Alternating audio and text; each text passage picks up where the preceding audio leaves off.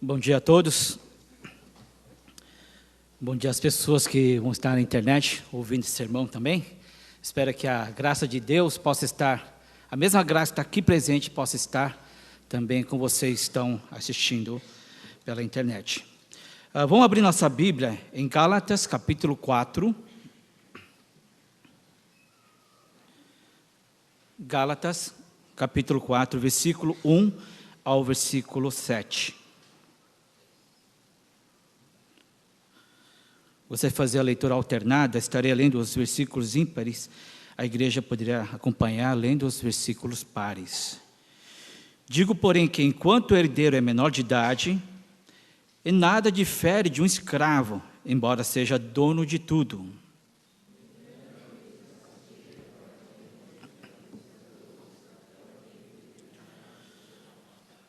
Assim também nós, quando éramos menores, estávamos escravizados aos princípios elementares do mundo.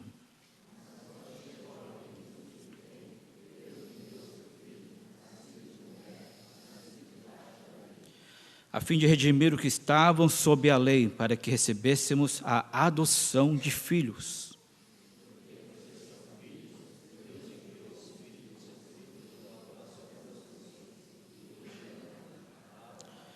Assim você já não é mais escravo, mas filho, e por ser filho, Deus também o tornou herdeiro.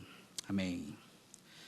No último sermão apresentei o relacionamento que nós temos entre o Senhor e o servo. E o primeiro item que eu falei para vocês, dentre o relacionamento entre o Senhor e servo, é um relacionamento formal. E nesse relacionamento formal, nós precisamos sempre estar em prontidão. Em segundo lugar, falei a vocês que o relacionamento entre o servo e o seu senhor é um relacionamento de trabalho. Por isso, nós precisamos nos esforçar ao máximo. Terceiro, o relacionamento entre o senhor e o servo é um relacionamento de resultados. E nessa parábola de talentos que abordei a vocês, se divide em dois, um servo fiel e o servo infiel. O servo infiel viveu de desculpas e ele não soube realmente entender o coração do seu senhor. Mas esses dois servos fiéis, qual conseguiram dobrar os seus talentos, eles conseguiram ler a mente do seu senhor.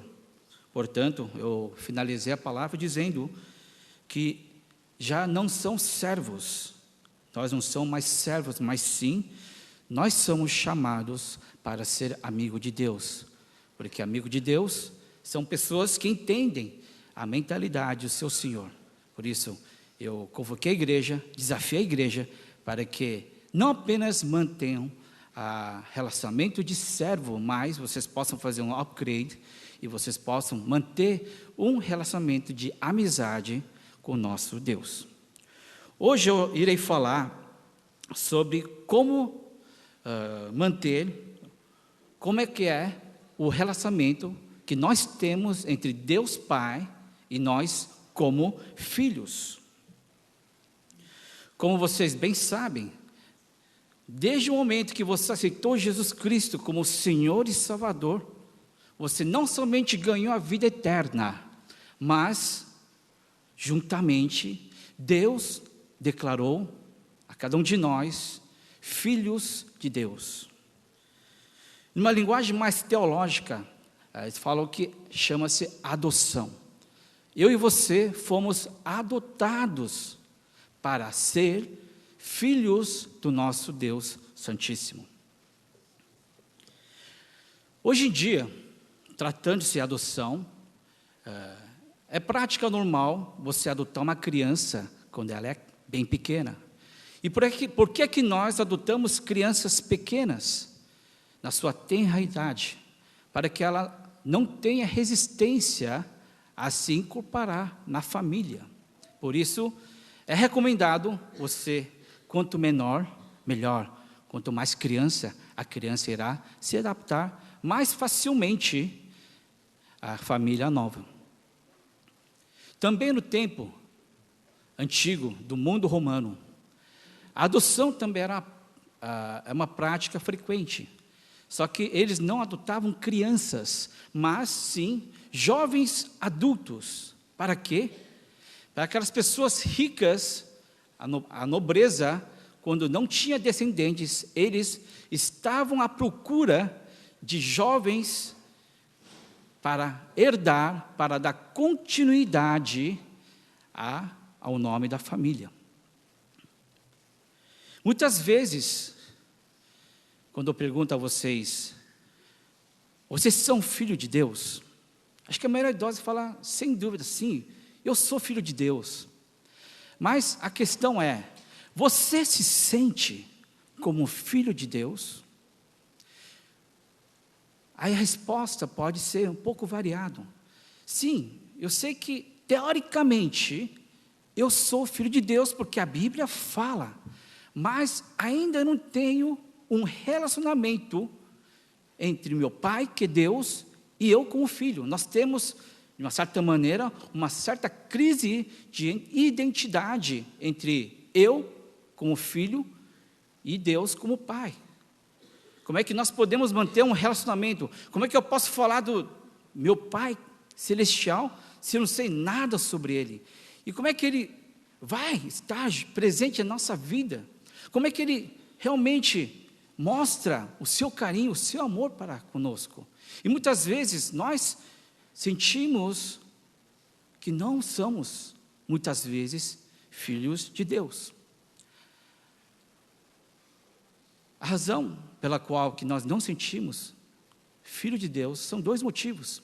Primeiro, quando a gente adota uma criança, como eu tenho falado hoje em dia, a gente adota uma criança quando ele não sabe ler nem escrever, ou seja, a criança não tem consciência. Mas, diferente quando nós, eu e você, fomos aceitos como filho de Deus, nós fomos aceitos com consciência, nós já temos idade, a nossa identidade já está formada. Eu sei do que eu gosto, eu sei do que eu não gosto. É por isso, muitas vezes, é muito difícil a gente adequar com o padrão celestial, porque não foi desde o berço, foi, de uma certa maneira, abrupta. Puxa, agora eu sou filho de Deus, e agora?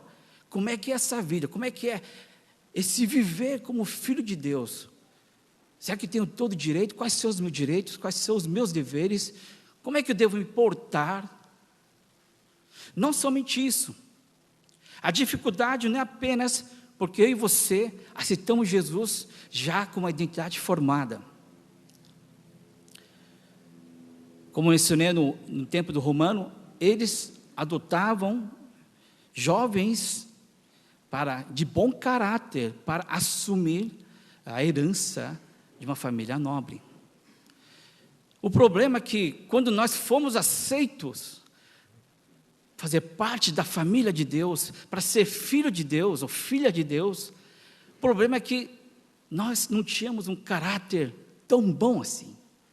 Ou seja, eu e você, muitas vezes, nós desconhecíamos a ordem de Deus, nós desconhecíamos os mandamentos de Deus, portanto, o nosso caráter não era um caráter moldado para louvar e adorar a Deus, mas o nosso caráter era moldado com as paixões, com as coisas deste mundo.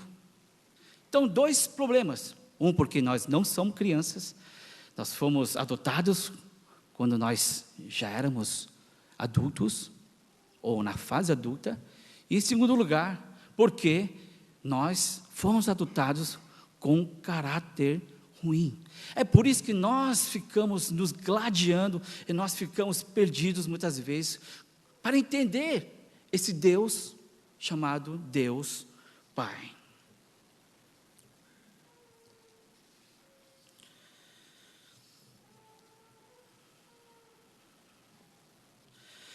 Agora nós tornamos filho de Deus, a questão é, e agora? Você que já está aqui, eu tenho certeza que você já é um filho de Deus. Agora a questão é, como é que eu vou manter esse relacionamento até o final da minha vida? E muito mais, como é que eu vou manter esse relacionamento como filho e filha até a eternidade? Se você ler o nosso capítulo, os versículos de hoje, nós podemos mostrar 2 tipos de relacionamentos, ou 2 tipos de filhos. Um filho, podemos dizer, que tem um relacionamento imatura com Deus. E o segundo filho que o capítulo mostra é filhos maduros ou que está em amadurecimento em Deus. Versículo 1 diz: digo, porém, que enquanto o herdeiro é menor de idade, e nada difere de um escravo, embora seja dono de tudo. Versículo 2: no entanto, ele está sujeito a guardiães e administradores até o tempo determinado por seu pai. Primeira característica de um filho ainda imaturo: ele não tem diferença com escravo. O que isso significa? Esse filho, ele faz tudo por obrigação. Em outras palavras, faz coisas contra a sua própria vontade. Alguém precisa sempre pressionar essa pessoa para executar alguma função ou alguma tarefa. Geralmente, quem pressiona são os pais. Ontem nós tivemos o acampamento 113 e o Sr. Sung deu uma palestra sobre essa ação dos nossos filhos serem movidos por, a palavra coreana é chansori, ou serem movidos por comandos. O Sr. Sung falou que cada 10 segundos, quando as mães estão arrumando as crianças para a escola, cada 10 segundos tem uma palavra, uma palavra de ordem, das mães, faça isso, faz aquilo, babá, babá. E ele explicou que essa criança que ouve esses comandos, ou em coreano, esses chansoris, quando chega aos 30 e 40 anos, ele não sabe caminhar com suas próprias pernas. Precisa sempre alguém pressionar ou mandar essa pessoa fazer alguma coisa. Uma pessoa teve um colega de faculdade e contou que durante 4 anos, no seu tempo de faculdade, a mãe ligava para acordar um menino. Isso nos Estados Unidos, porque campus é diferente, aqui não, até aqui a mãe, filho, acorda logo, vai chegar atrasado na faculdade. Mas esse rapaz, geralmente nos Estados Unidos, a geografia, eles vão longe, quanto mais longe da casa, melhor. Os filhos fazem questão de ir mais longe possível da sua família. Mas o problema é que esse filho, já com 18, 19, 22 anos, ele passou 4 anos da vida dele, a mãe ligando toda manhã: acorda aí, meu filho, acorda aí, vá para a aula.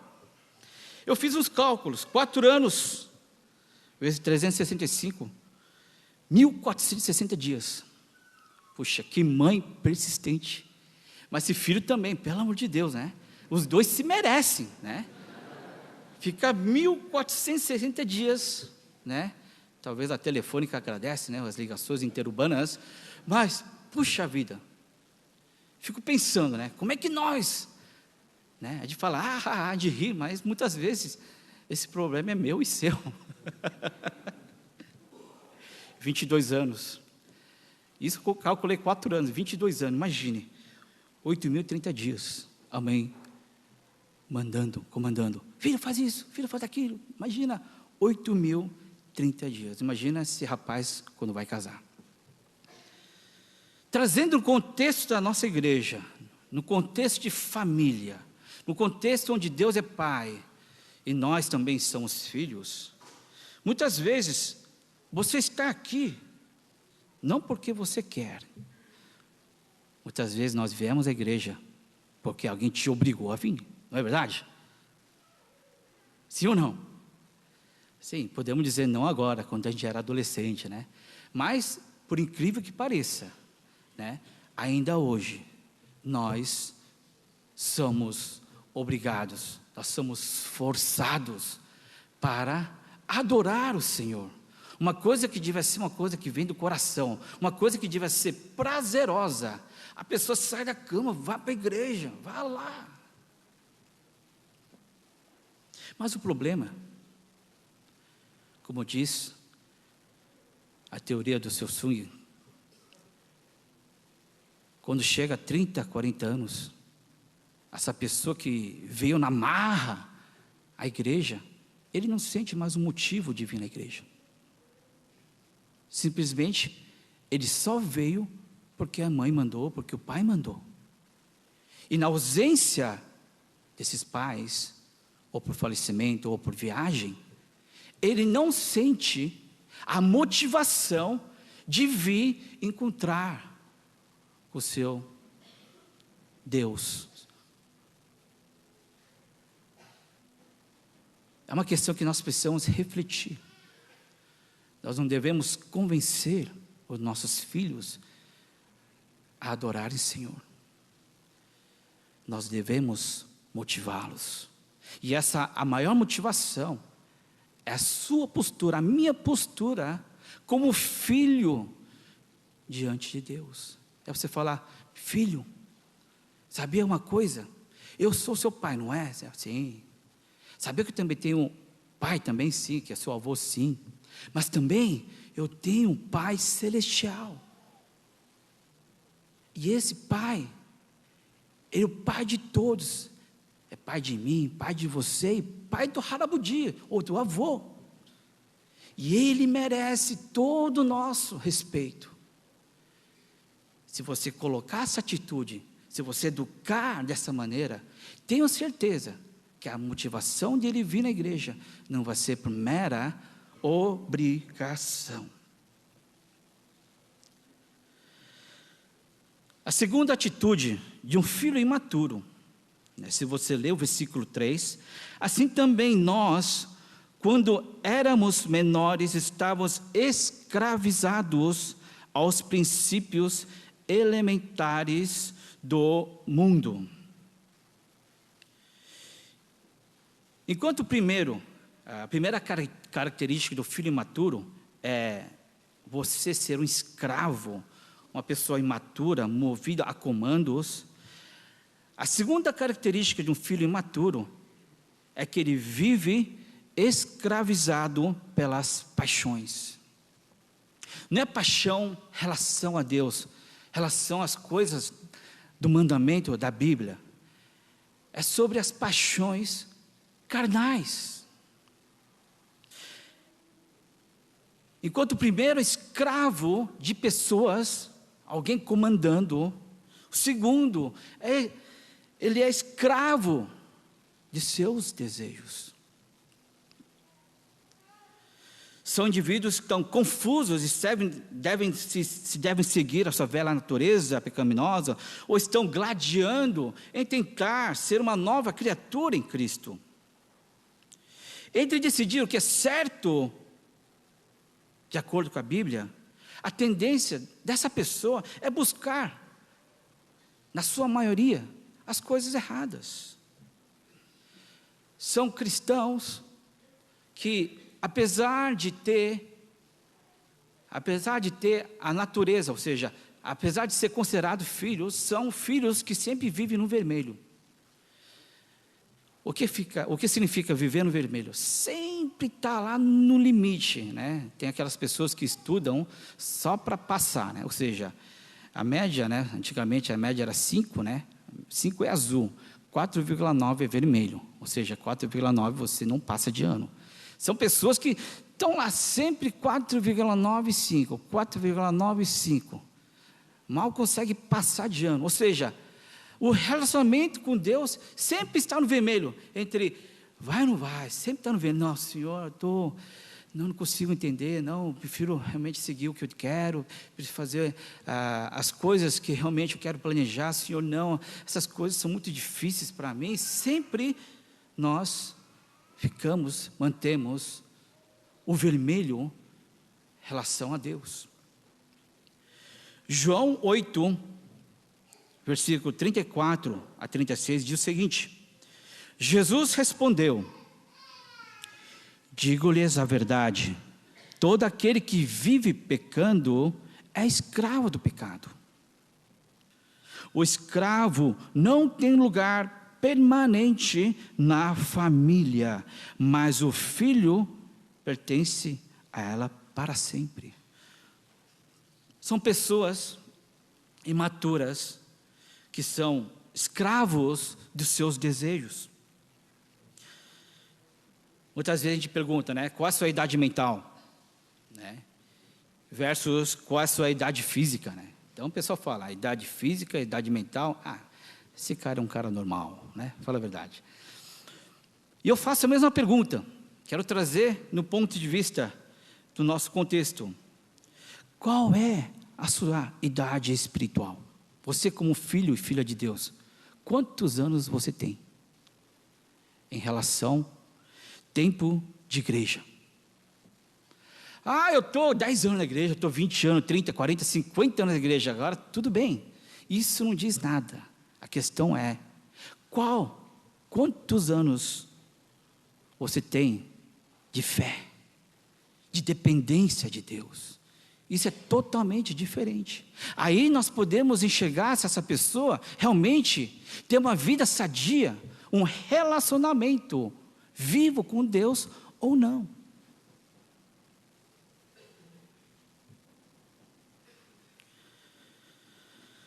O versículo continua: portanto, se o Filho os libertar, vocês de fato serão livres.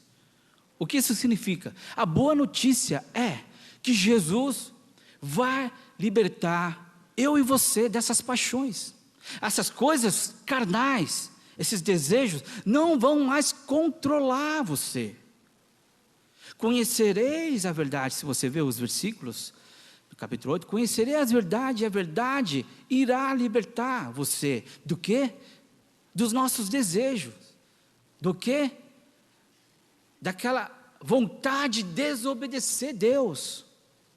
Deus, Jesus, se você é uma nova criatura, Jesus vai dar poder para que você possa se libertar. Amém?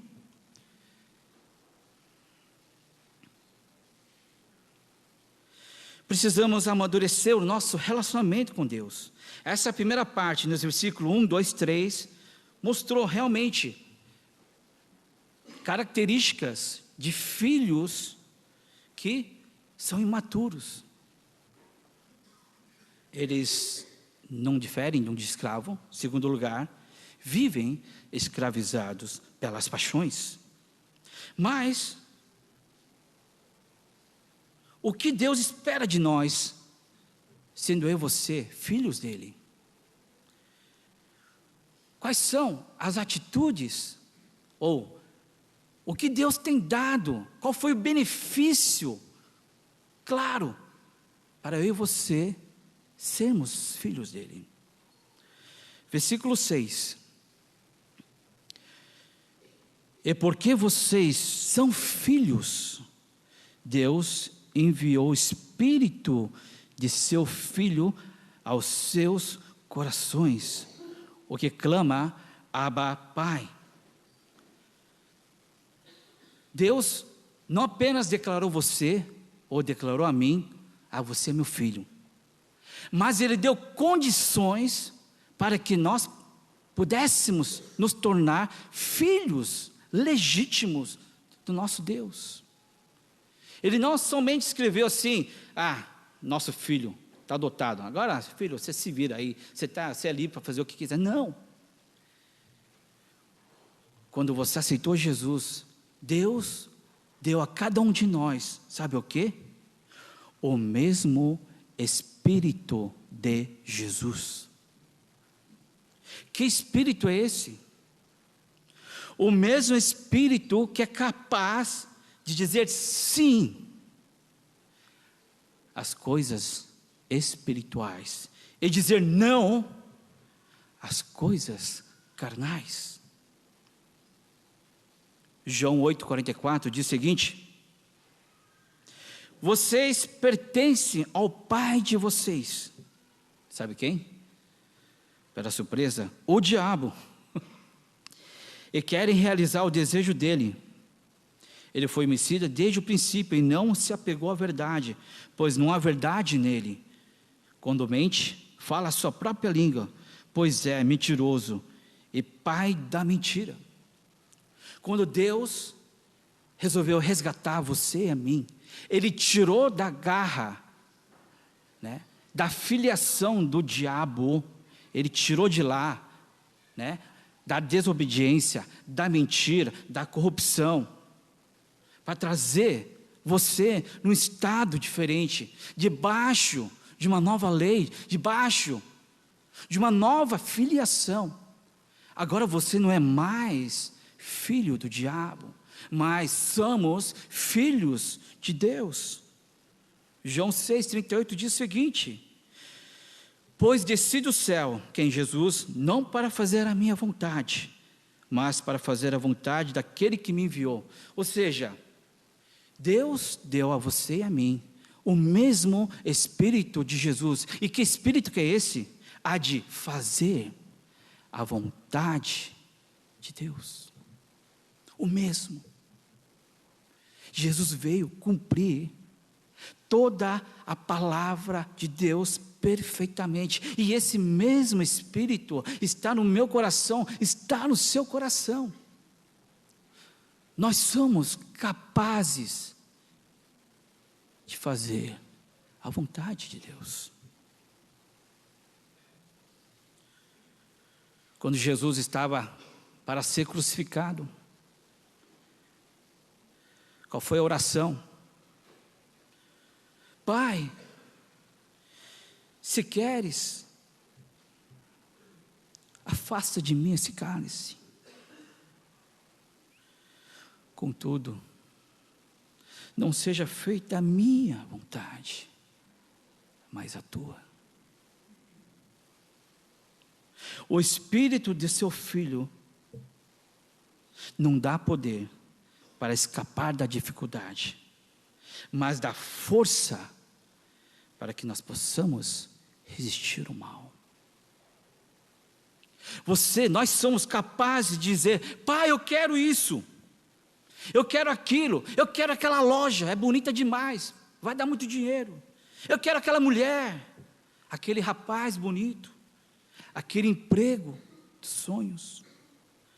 Mas se você é filho de Deus, no final, você deve acrescentar essa palavra: mas não seja feita a minha vontade, mas a tua. Sim, nós temos o direito de querer, desejar o que você quer, mas, mais uma vez, você não é mais filho do diabo. Enquanto eu e você somos filhos de Deus, nós precisamos pedir a permissão dEle. E não é impossível, é possível.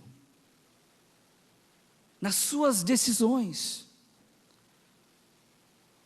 serão mostrados que somos filhos de Deus.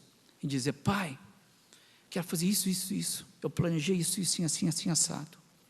Mas seja feita a sua vontade e não a minha.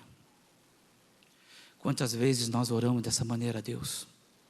Quantas vezes nós declaramos assim ao nosso Pai querido celestial, para que seja feita a vontade dEle, através da minha vida como filho e filha de Deus.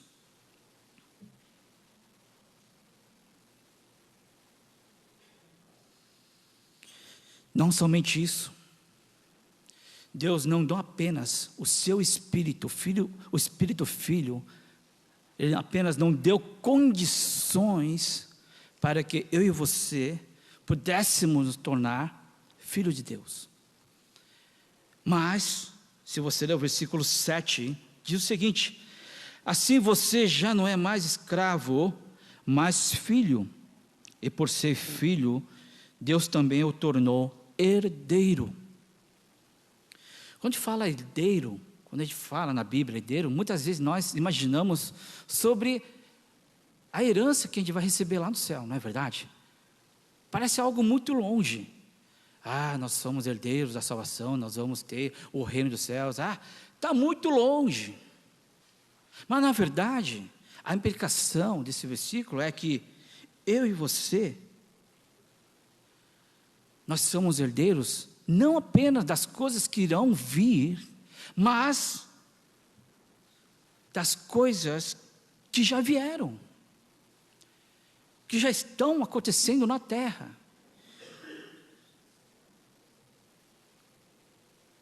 Jesus veio e deu condições para nós, para vencer o mal, para resistir o mal. Uma pessoa chamada Watchman Nee, era um chinês, e ele era brilhante, ele já tinha o seu doutorado de teologia aos 26 anos de idade, então era uma pessoa brilhante. Só que ele ficava muito inculcado sobre a ignorância das pessoas em relação à Bíblia. E ele escreveu um monte de livros, e ele tentou explicar Deus, né, livros teológicos, para as pessoas.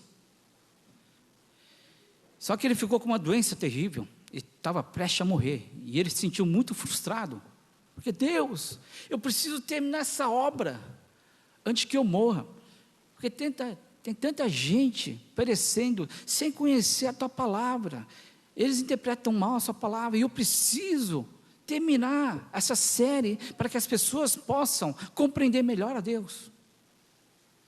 Já que ele estava doente, ele foi fazer uma viagem, numa cidade, lá do interior, em China, lá na China, e ele viu um jovem velho, não jovem velho não, mas,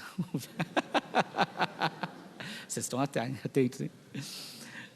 Um senhor de idade, que pregava a palavra de Deus com tanta autoridade, que ele ficou assustado. Cara, preciso pegar umas dicas dele, né? Ele deve ser uma pessoa, deve ser um teólogo. Eu tenho PhD, ele deve ter pós-PhD, né? Ele deve ser muito fera. Mas ele ficou meio suspeito pela vestimenta dele. Ele falou para o Senhor, depois do sermão terminar, o Watchman Nee chegou até o Senhor e falou: Senhor, da onde vem esse conhecimento? O Senhor estudou quanto tempo na faculdade? E o Senhor só ficou olhando a cara dele. Eu falei: Senhor, eu sou uma pessoa humilde, eu não fiz faculdade, eu não tenho educação, mas de onde vem essa autoridade? De onde vem esse poder de persuadir as pessoas?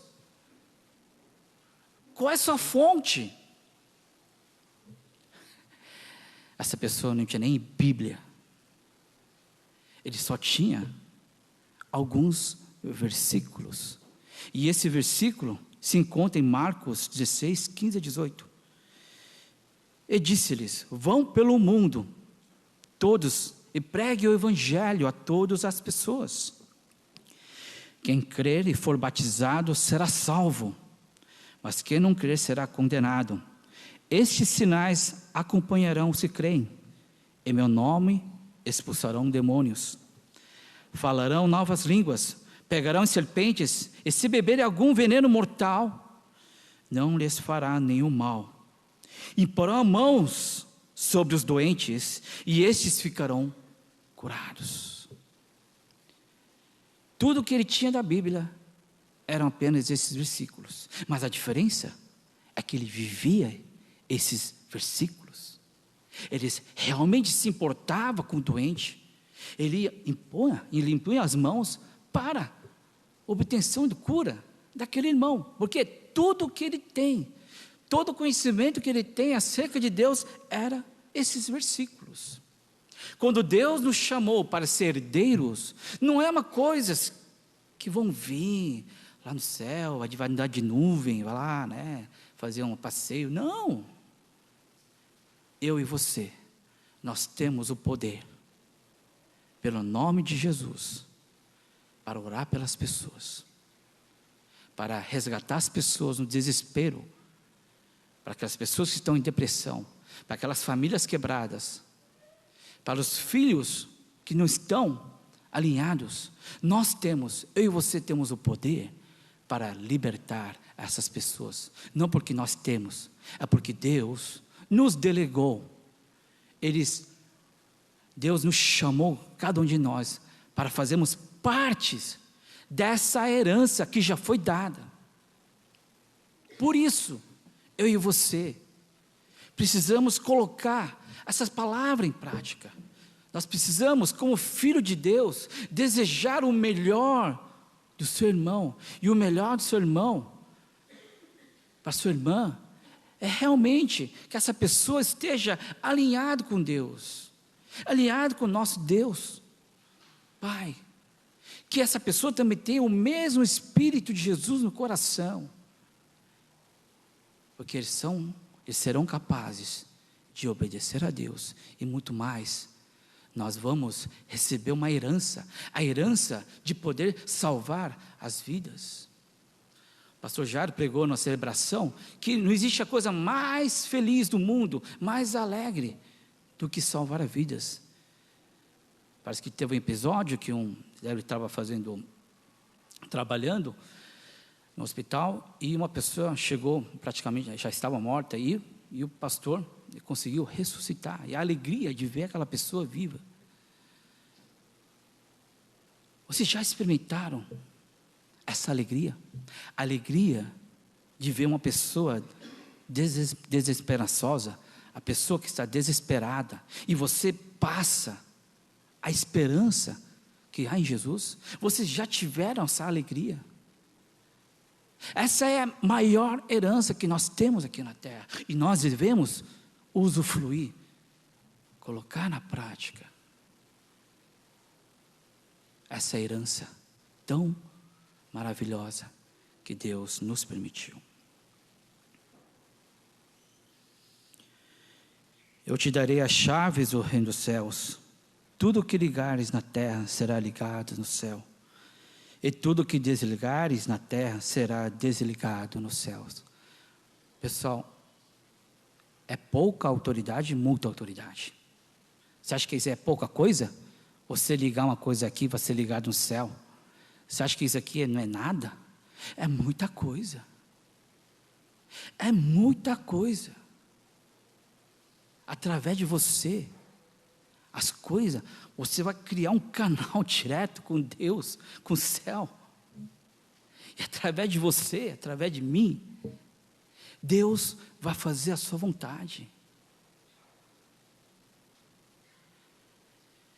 Irmãos, em Cristo, filhos, filhas de Deus,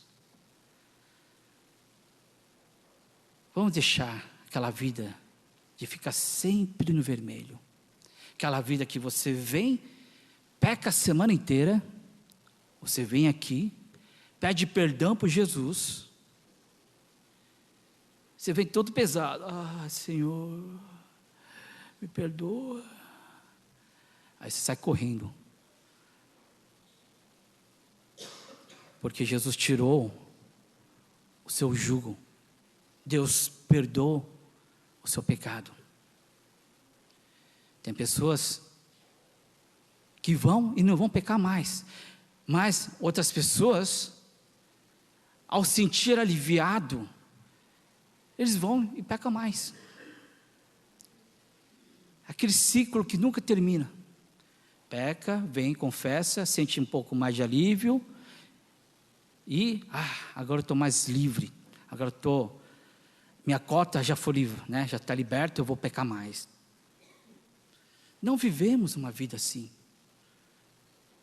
uma vida sem ônus para o reino de Deus, mas que nós possamos assumir, ter esse Espírito de Jesus no nosso coração, capacidade de obedecer o que o Senhor tem a falar, que nós possamos dizer: Senhor, que seja feita a tua vontade, e não a minha.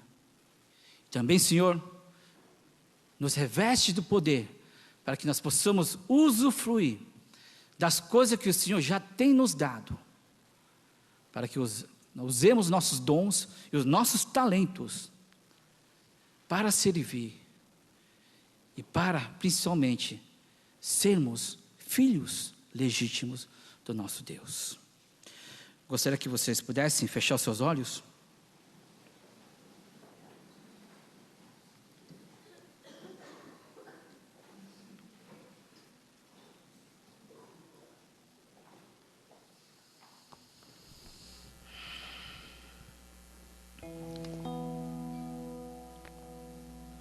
Que tipo de relacionamento você quer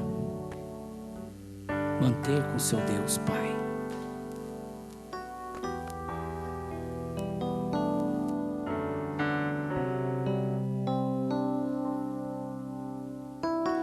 Sabe, tem pessoas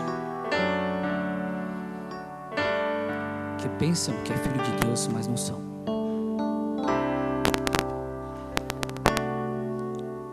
Eu vi pessoas fazendo todo tipo de criminalidade, e no fim eles falam: eu sou filho de Deus também.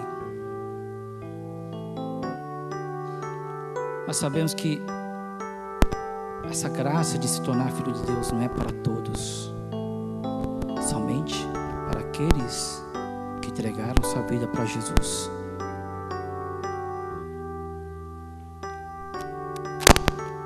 Eu gostaria que você realmente, se você ainda não teve essa oportunidade de entregar sua vida a Jesus, faça essa oração dizendo: Pai, eu quero ser seu filho. E se a condição de se tornar seu filho, sua filha, é aceitar Jesus, me ensina, me guia. E você que já é filho de Deus e filha de Deus, assuma a sua posição. Lembre-se que você não tem desculpa, nem eu tenho desculpa, porque em nós habita o Espírito de Jesus, o Espírito capaz de fazer a vontade de Deus.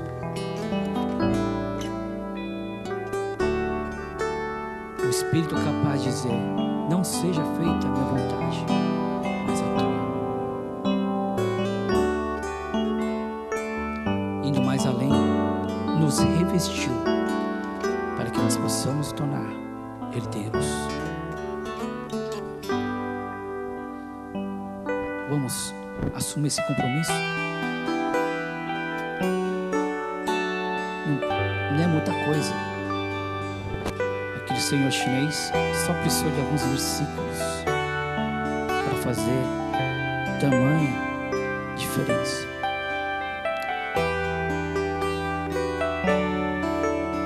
Gostaria que você fizesse essa oração, que você pudesse reatar o seu relacionamento com Deus.